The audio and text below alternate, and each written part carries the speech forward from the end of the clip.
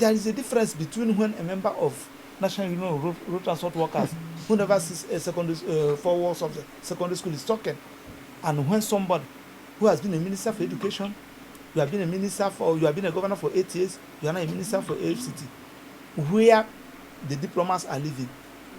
So we are saying that if you are going to do your politics, you can do your politics without necessarily attacking the nation. You can do your politics, you can even make your point without necessarily insulting people. And I must say this thing, I still bring my speech down to the table of Mr. President. I have had a series of presidents in this country.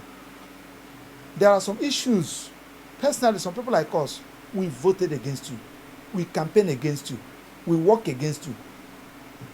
If that opportunity surfaces again, we will still vote against you. We will still work against you. Correct. And listen, if you are doing well, we'll clap for you, for you to gain the support of people like us. But the way things are going, it's like we are being vindicated by voting against you.